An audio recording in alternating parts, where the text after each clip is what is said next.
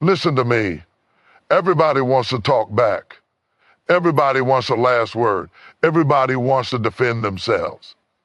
But what if I told you your silence is not weakness? Your silence is strategy. What if the moment they disrespected you was not meant to provoke your mouth, but to reveal your maturity?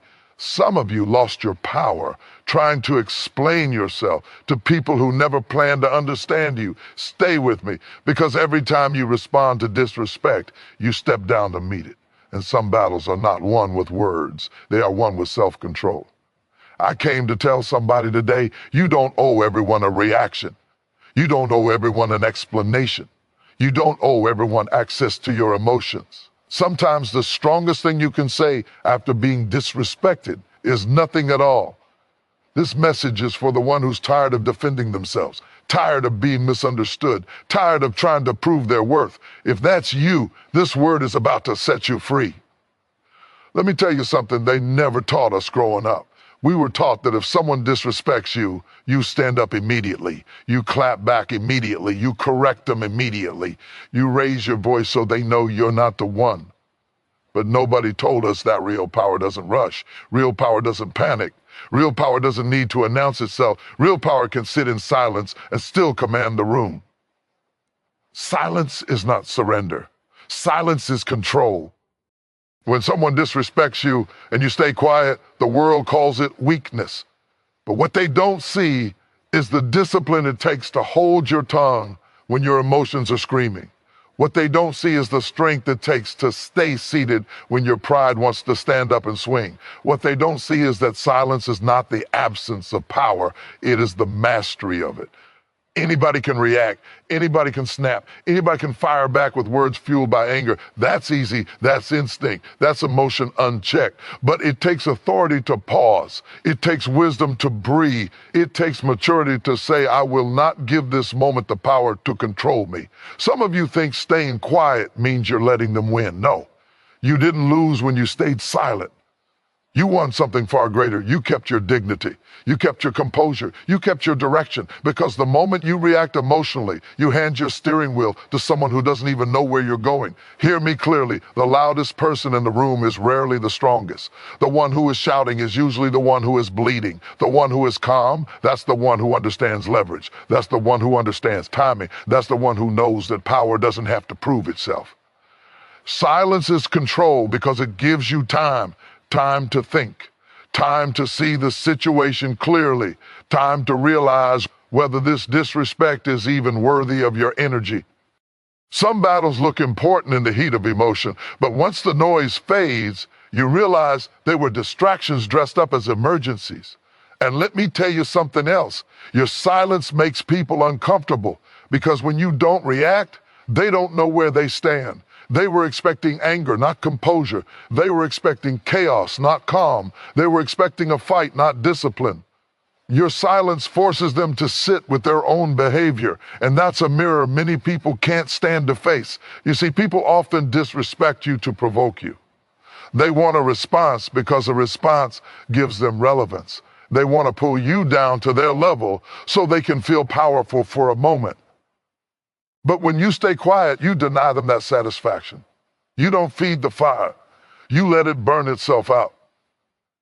Silence is control because it protects your future. One emotional reaction can undo years of hard work. One moment of uncontrolled speech can damage relationships, reputations, and opportunities. Some doors don't close because of lack of talent. They close because of lack of restraint. There are moments when saying nothing is saying everything. Your silence says, I see you, but I will not become you. It says, I am secure enough not to perform for your approval. It says, I am focused on where I'm going, not distracted by where you're stuck. And understand this, control doesn't mean suppression. You're not ignoring your feelings, you're mastering them. You're choosing when and how to speak instead of letting emotion choose for you. That's not weakness, that's leadership, that's emotional intelligence, that's growth. Some of the strongest people you admire didn't get there by arguing with everyone who doubted them. They got there by staying focused while others stayed noisy. They let results do the talking. They understood that silence, when chosen intentionally, becomes a weapon sharper than words. So the next time disrespect comes knocking, and it will, pause before you answer. Ask yourself, is my reaction going to elevate me or expose me? Because silence, when used wisely, doesn't make you small. It makes you untouchable. Remember this, anyone can shout, anyone can react, anyone can lose control, but it takes power to stay quiet. And when you master that power, nobody can move you unless you decide to move yourself. Let me be very clear with you, because this is where many people lose themselves. Disrespect is not always an accident. Disrespect is often a test. It shows up to see who you really are when your ego is challenged. It shows up to see whether you are ruled by your emotions or led by your purpose. And the mistake we keep making is treating disrespect like an invitation to argue, to defend, to prove, to fight back. But disrespect is not an invitation. It is an examination. Every time someone disrespects you, life is asking a question: how much control do you have over yourself? Not how loud you can be, not how sharp your words are, not how fast you can clap back, but how steady you can remain when your pride feels threatened. Most people fail this test because they respond immediately. They don't pause, they don't reflect, they don't ask whether this moment even deserves their energy. They react out of habit, not wisdom. And the moment you react, you reveal more about yourself than about the person who disrespected you.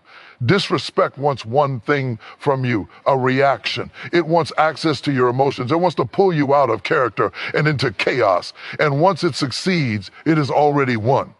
Because now the focus is no longer on their behavior, it's on your reaction. The spotlight shifts, the narrative changes. You become the story. Silence, on the other hand, refuses the invitation. Silence says, I recognize what you're trying to do and I decline. Silence does not mean you didn't notice the disrespect. It means you noticed it and decided it wasn't worth your peace. It means you are disciplined enough to choose long-term integrity over short-term satisfaction. You have to understand that not every provocation deserves engagement. Some people poke at you because they are bored with their own lives. Some people provoke because they feel threatened by your growth. Some people disrespect you because they don't know how to communicate without tearing others down. But none of that obligates you to respond. When you treat disrespect as an invitation, you step into a role you were never meant to play. You become reactive instead of intentional. You become defensive instead of confident. You become loud instead of effective. And worst of all, you become distracted from your mission. There are moments when walking away is not avoidance, it's clarity. There are moments when silence is not fear, it's wisdom. You don't attend every argument you're invited to. You don't answer every insult that calls your name. You don't chase every misunderstanding that runs past you, because your life is too valuable to be spent in unnecessary conflict. Disrespect tests your identity. If you know who you are, you don't need to convince anyone. If you are secure in your purpose, you don't need validation from people who don't understand it. The need to respond often comes from the need to be seen, heard, or justified. But the strongest people know that validation comes from alignment, not applause. And let me say this clearly: staying quiet doesn't mean you accept the disrespect. It means you refuse to let it control you. You can address things later, calmly, strategically, when emotions have settled and clarity has returned. Or you can choose never to address them at all if they don't matter in the long run. Because here's the truth: time exposes everything. You don't need to expose people. Their character will speak eventually. Their behalf or will catch up with them. And when that moment comes, you'll be glad you didn't ruin your integrity trying to correct someone who wasn't ready to listen. Disrespect tests your patience, your discipline, and your vision. And the ones who pass this test are the ones who understand that power doesn't argue with chaos. Power outgrows it. So the next time disrespect shows up, don't rush to respond. Recognize it for what it is: a test, a moment designed to see whether you will abandon your values for your ego, a moment asking whether you will choose noise or nobility. Pass the test. Stay grounded. Stay quiet. Not because you are afraid, but because you are aware. Let me say this in a way that settles deep because many people misunderstand this truth. The way you react reveals where you stand. Not your words when things are calm, not your promises when everything is going well, but your reaction when you are challenged, disrespected, or provoked. That moment exposes your rank. Anybody can argue, anybody can shout, anybody can get emotional when their pride is touched, but not everybody can stay composed when their status is questioned. And that's because composure is not learned in comfort, it is earned through growth. Your reaction tells people how much authority you truly have over yourself. If a single comment can shake you, pull you out of character, or drag you into chaos, then that comment has power over you, and whatever controls you outranks you. That's not an insult. That's a reality check. People at lower levels fight for attention. They need to be seen. They need to be heard. They need to prove themselves. But people at higher levels move differently. They don't respond to everything because they don't have to. Their presence speaks before their mouth ever opens. Think about it. The higher someone rises, the fewer arguments they engage in. Not because they are afraid, but because they understand something others don't. Arguing with everyone beneath you pulls you down to their altitude. And once you come down, you're fighting on unfamiliar ground. When you react emotionally, you give up position. You step out of leadership and into reaction. You stop leading the moment and allow the moment to lead you. That's why uncontrolled reactions are so costly. They demote you in real time. Disrespect is often bait. It's designed to see if you'll abandon your posture, if you'll lose your discipline, if you'll forget who you are, just to prove a point. And the sad truth is, many people fail this test because they confuse dominance with noise. But dominance is quiet. Authority is calm. Confidence does not raise its voice. It raises its standards. Your reaction reveals your rank, because rank is about self-governance. Can you govern your mouth? Can you govern your emotions? Can you govern your impulses? If you can't control yourself, how can you claim control over anything else? Some of you are trying to lead, but you're still reacting like followers. You're trying to be respected, but you're responding to disrespect in ways that erase your credibility. You can't demand respect while displaying insecurity. You can't command authority while surrendering to anger. High-ranking individuals choose their battles carefully. They understand that every reaction is a public statement. It tells people what bothers you, what triggers you, and how to manipulate you. When you react too easily, you hand people the blueprint to your emotions. Silence, restraint, and measured responses confuse people who expect chaos. They expect you to snap. They expect you to defend. They expect you to lose control. And when you don't, it unsettles them, because now the power dynamic has shifted. Staying calm doesn't mean you're passive. It means you're intentional.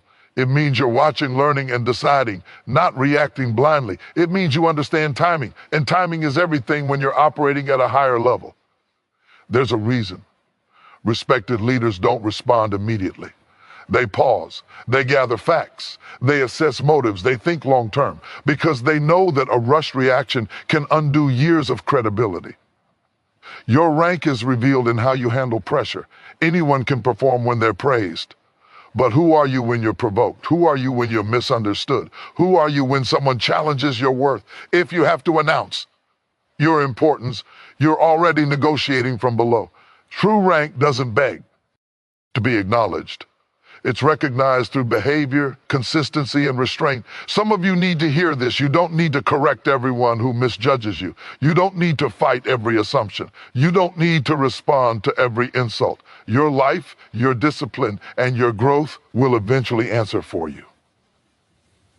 So the next time disrespect shows up, ask yourself, what rank do I want to reveal right now? Because every reaction is a declaration. And when you choose restraint over reaction, you're not backing down, you're standing above. Kings don't argue in the streets. They stay on the throne and let time, truth, and results do the talking. Let me tell you something that will change the way you move through life if you truly understand it. Every time you feel the urge to explain yourself, something deeper is happening. You are not just explaining your actions, you are negotiating your worth. And the danger is this: the more you explain, the more you shrink your power. Explaining yourself feels responsible. It feels mature. It feels like the right thing to do. But too often it is rooted in fear. fear of being misunderstood, fear of being judged, fear of not being accepted. And when you live from that place, you begin to drain energy that was meant for your purpose and pour it into people who were never assigned to understand you. You were not called to convince everyone. You were not built to be approved by everybody. And the moment you start over-explaining, you step into a cycle that never ends. Because once you explain once, they ask for more. Once you justify yourself once, they expect you to do it again. And before you know it, you're spending your life defending choices that never needed permission in the first place. Here's the hard truth. People who truly respect you don't require constant explanations. They listen, they observe, they trust your consistency. But people who doubt you, no amount of explaining will ever satisfy them. They are not listening to understand, they are listening to find flaws. Explaining yourself drains your destiny because destiny requires focus. Destiny requires vision. Destiny requires momentum, and every unnecessary explanation pulls you backward into debates that don't move you forward. You can't build your future while constantly defending your past. Some of you are exhausted, not because you're doing too much, but because you're explaining too much. You're explaining why you changed, explaining why you said no, explaining why you walked away, explaining why you're no longer available. And the truth is, growth often looks offensive to people who benefited from the old version of you. When you explain yourself excessively, you teach people that they are entitled to your reasoning, that they deserve access to your inner world, that they get a vote in decisions that were never theirs to make, and slowly you give away authority over your own life. Let me be clear, clarity is not the same as justification. You can be clear without being defensive. You can be direct without being apologetic. You can be firm without explaining every detail. But when your explanation comes from insecurity instead of intention, it weakens you. People who are walking in purpose understand this. Not everyone will understand your pace, your silence, your boundaries, or your decisions. And that's okay. Destiny is not a group project. It's a personal assignment. The most dangerous thing about over-explaining is that it keeps you tied to people who are no longer aligned with where you're going. You keep revisiting old conversations, old misunderstandings, old arguments, while life is trying to move you forward. Explaining keeps you stuck in rooms you were supposed to leave. And here's another truth. Sometimes people disrespect you because they sense you're willing to explain. They push boundaries to see if you'll defend yourself. They challenge your choices to see if you'll doubt yourself. And every time you explain, you reinforce their belief that you need their approval. You don't. Your results will explain you better than your words ever could. Your consistency will explain you. Your peace will explain you. Your discipline will explain you. Your growth will explain you. Let time do the talking instead of your emotions. There comes a point in maturity where you realize that silence is not avoidance, it's alignment. You stop explaining because you trust your direction. You stop justifying because you trust your judgment. You stop defending because you know who you are. And when you reach that place, something powerful happens. You reclaim your energy. You stop leaking emotional currency. You move lighter, faster, clearer. You begin to operate from confidence instead of concern. So hear me when I say this. You don't owe everyone an explanation. You owe yourself integrity. You owe yourself peace. You owe yourself progress. Save your words for people who are truly listening. Save your energy for what you are building, because destiny does not wait for you to finish explaining yourself. It moves forward whether you're ready or not. And the moment you stop explaining, you don't lose people, you lose distractions. Let me speak to you plainly, because this is where many people get trapped without even realizing it. When someone disrespects you, most of the time it has very little to do with who you are, and everything to do with what they want from you. And what they want is not truth, not resolution, not peace. What they want is access. Access to your emotions, access to your reactions, access to your inner world. Disrespect is often a key, not a mistake. It's a key people use to see if the door to your emotions is unlocked. When someone says something slick, dismissive, or demeaning, they are watching closely. They are studying your face, listening to your tone, waiting to see if they've struck a nerve. Because the moment you react emotionally, Anger, frustration, defensiveness. You've given them exactly what they came for. Control. Once someone knows what triggers you, they know how to move you. They know how to pull you off balance. They know how to disrupt your peace whenever they choose. That's why emotional reactions are so expensive. They reveal your pressure points. People who disrespect you are often powerless in their own lives. They feel ignored, unseen, or insignificant. So they provoke, they poke, they belittle. Because if they can make you emotional even for a moment, they feel important. Your reaction becomes their validation. But silence shuts that door. Silence says, you don't get access to me. Silence says, you, Don, get to rearrange my emotional state. Silence says, you don't have the authority to pull me out of character. And let's be honest, some of you have been giving people emotional access they never earned. You've been explaining yourself, defending yourself, raising your voice, replaying conversations in your head long after they ended. All because someone disrespected you and you felt the need to respond. But every response gives them more data, more insight into what bothers you, more leverage, more power. You think you're standing up for yourself, but in reality, you're opening the door wider. Emotionally mature people understand this. Not everyone deserves a reaction. Reactions are intimate. They reveal how deeply something touches you. And you don't give intimacy to people who don't respect you. When you stay quiet, you frustrate people who came looking for a show. They expected anger. They expected a comeback. They expected you to unravel. And when you don't, they feel exposed because now they're left alone with their own behavior. That's uncomfortable. Your silence forces them to sit with the disrespect they tried to hand you. It boomerangs back to them. And many people don't know what to do when their tactics fail. They either escalate or they retreat. Either way, you've maintained control. This doesn't mean you're weak. It means you're selective. You understand that emotional energy is a limited resource. You don't waste it on people who can't add value to your life. And here's the deeper truth. People who truly respect you don't try to access your emotions through disrespect. They communicate with clarity, not provocation. They don't need to push buttons to feel powerful. So when someone disrespects you, ask yourself, why do they need this reaction from me? Often the answer has nothing to do with you and everything to do with what they lack. Silence protects your peace. Silence preserves your focus. Silence keeps you grounded in who you are instead of pulling you into who they want you to become in that moment. Angry, reactive, diminished. This is not about suppressing emotions. It's about choosing where they are expressed. You can process your feelings privately with people who are safe, wise, and aligned. You don't have to perform your pain for the person who caused it. When you deny people emotional access, something powerful happens. You stop being predictable, and unpredictability makes manipulation impossible. They don't know how to push you anymore. They don't know how to bait you anymore. They don't know how to control the narrative anymore. And that's when the balance of power shifts. So the next time disrespect comes your way, pause. Ask yourself if this person deserves access to your emotions. Ask yourself if your reaction will serve your peace or sabotage it. Because staying quiet isn't about letting things slide. It's about protecting something precious, your inner stability. And once you master that, no one can move you unless you give them permission. Let me tell you why results will always speak louder than arguments, and why the moment you understand this, your life becomes lighter, clearer, and more powerful.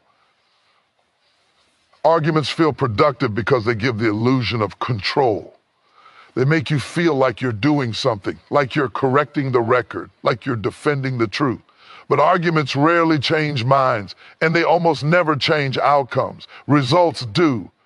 When you argue, you are still operating in the realm of opinions, yours versus theirs, your perspective versus their assumptions, and opinions are cheap.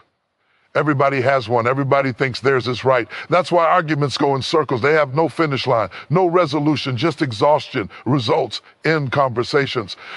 You don't have to convince people when your life is the evidence.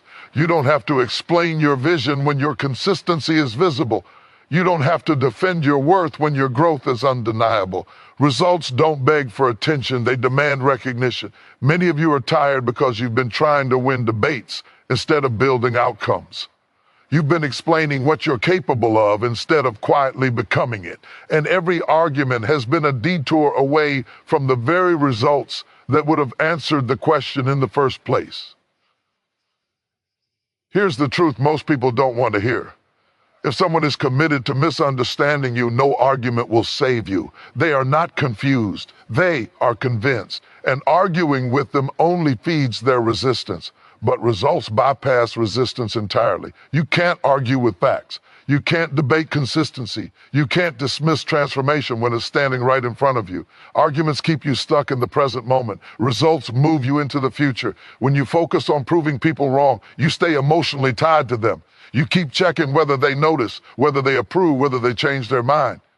But when you focus on results, you detach, you move forward, you stop looking sideways and start looking ahead. Results require patience. They require discipline. They require silence. Because while you're building, talking slows you down. Explaining drains energy. Defending distracts focus. That's why people who are truly building something significant are often quiet, not because they lack confidence, but because they're busy. Think about it. Every minute spent arguing is a minute not spent improving. Every emotional exchange is energy pulled away from your craft, your health, your vision, your future, and the people who provoke you know this, even if subconsciously. They'd rather see you arguing than advancing. Results expose intentions. They reveal who was serious and who was just loud. They separate talkers from builders, and time always sides with the discipline. When you choose results over arguments, you also protect your peace. Arguments pull you into emotional turbulence. They replay in your mind. They raise your stress. They disturb your sleep. Results, on the other hand, create quiet confidence. A steady assurance that you don't need to be understood today because eventually you'll be undeniable. And here's something important. Results don't have to be flashy. They don't need to be announced. In fact, the most powerful results are often silent. Improved habits, sharper focus, better boundaries, consistent effort. These things don't trend online, but they compound over time. People who once doubted you may never apologize. They may never acknowledge they were wrong, but they will notice. And even if they don't say it out loud, the shift in how they treat you will tell the story. Arguments try to force respect. Results command it. You don't have to explain why you change when the change is visible.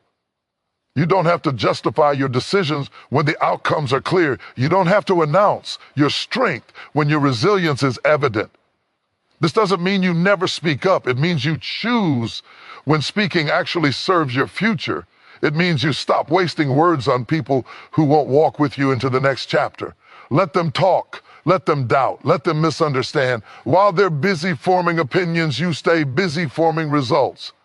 Because at the end of the day, arguments fade. Words are forgotten, but results remain. They stand long after the noise dies down. They speak in rooms you've never entered. They open doors you never knocked on. And when your results finally speak, they won't need to raise their voice. Everyone will already be listening. Let me tell you something that will save you years of frustration if you let it settle into your spirit. Not everyone deserves clarity. Not everyone deserves an explanation. Not everyone deserves to know your reasons, your intentions, or your next move. And the moment you accept that truth, you stop bleeding energy in places it was never meant to flow. We've been conditioned to believe that if we just explain ourselves better, people will finally understand. If we choose the right words, soften our tone, or give more context, then surely they'll see our heart. But here's the hard truth. Some people are not confused. They are committed to misunderstanding. Do you? And clarity cannot heal willful blindness. There are people who listen not to understand, but to respond. They are not trying to hear your truth. They are trying to find a flaw in it. They are waiting for a pause so they can twist your words, minimize your experience, or invalidate your growth.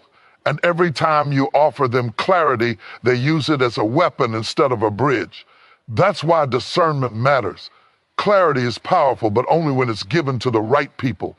When clarity is offered to those who don't respect you, it becomes exposure. You reveal your thinking, your emotions, your strategy, and not everyone needs access to that level of information. Some people don't want clarity, they want control. They want to understand you so they can predict you. They want insight so they can manipulate outcomes. They want explanations so they can challenge your boundaries and keep you in familiar patterns. And if you're not careful, you'll mistake their questions for concern. Just because someone asks why doesn't mean they deserve an answer. Sometimes why is not curiosity, it's interrogation. It's a subtle way of saying, prove yourself to me. And you don't owe proof to people who have already decided how they see you. When you keep trying to clarify yourself to the wrong audience, you end up shrinking your truth to fit their comfort. You start adjusting your message, softening your boundaries, editing your growth so it doesn't threaten them. And that's when clarity becomes compromise. Silence in those moments is protection. You don't have to explain your healing to people who benefited from your brokenness. You don't have to justify your boundaries to people who never respected them. You don't have to clarify your vision to people who can't see beyond their own limitations. And here's the part many people struggle with. Being misunderstood does not mean you are wrong. Sometimes being misunderstood is simply the cost of growth. When you evolve, the people who only knew the old version of you may not recognize who you're becoming. And that's okay. Clarity should be shared with people who have shown they can hold it responsibly. People who listen without judgment. People who don't rush to conclusions. People who don't weaponize your vulnerability. Everyone else gets distance. You don't owe access to your inner world just because someone feels entitled to it. You don't owe explanations just because someone demands them. And you don't owe clarity to people who have already shown you they don't honor truth. There is power in letting people sit with their assumptions. There is strength in not correcting every false narrative because the truth has a way of surfacing on its own. And when it does, it doesn't need your assistance. Some of you are tired because you keep trying to be understood by people who are invested in misunderstanding you. You keep revisiting the same conversations, the same arguments, the same explanati ons, and nothing changes. That's because clarity was never the issue. Alignment was, and when alignment is missing, silence becomes wisdom. You are allowed to move without announcing every step. You are allowed to change without explaining every reason. You are allowed to protect your peace without offering a detailed report. Maturity teaches you that clarity is a gift, not an obligation. And like any valuable gift, it should be given with intention. So the next time you feel the urge to explain yourself, pause. Ask yourself, is this person truly listening or are they just waiting to respond? Ask yourself, will clarity bring peace here or will it just give them more ammunition? If the answer is the second one, choose silence. Not because you are afraid, not because you are unsure, but because you are wise enough to know that not everyone deserves a front row seat to your truth. And when you stop trying to be understood by everyone, you finally gain the freedom to be aligned with who you truly are. Let me tell you something about growth that doesn't get applause and doesn't trend, but determines everything about the level you reach in life. Growth looks like restraint. Not silence because you're afraid, not patience because you're unsure, but restraint because you are disciplined. Because you've learned that everything you can do is not everything you should do. Anybody can react. Anybody can vent. Anybody can say what they feel in the heat of the moment. That takes no skill. That takes no maturity. That takes no wisdom. But restraint, that takes work. That takes self-awareness. That takes the ability to sit with discomfort without letting it control you. When you grow, you start realizing that your first impulse is rarely your best one. You realize that the urge to respond immediately is often fueled by ego, not truth. And maturity is when you stop obeying every emotional command and start choosing responses that align with who you're becoming. Restraint is evidence that you've learned something about yourself. There was a time when certain words would have pulled you into arguments. Certain tones would have provoked you. Certain disrespect would have demanded an immediate response. But growth changes your threshold. Things that once shook you no longer move you the same way, not because they hurt less, but because you've learned how to manage your internal world. And let's be honest, restraint is uncomfortable. It feels unnatural at first. Your body wants to react. Your mind wants to defend. Your pride wants to speak. But growth asks a different question. What will this reaction cost me?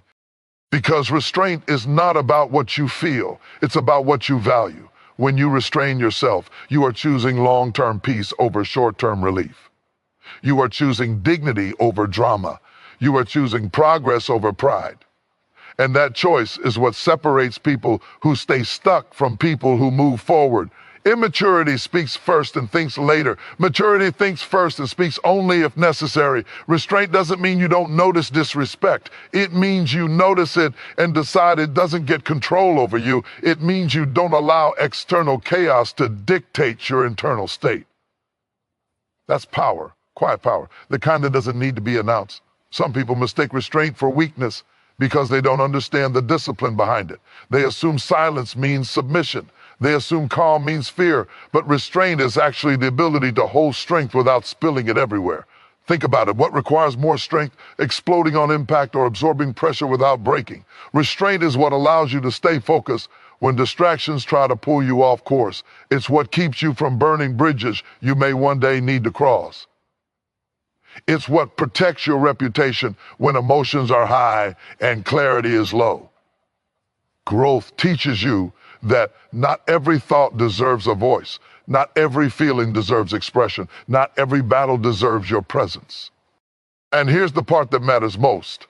Restraint creates respect, not always immediately, but eventually. People begin to realize they can't provoke you easily. They can't manipulate your emotions. They can't control the narrative by pushing your buttons. And when that happens, the power dynamic shifts. You stop being reactive and you start being intentional.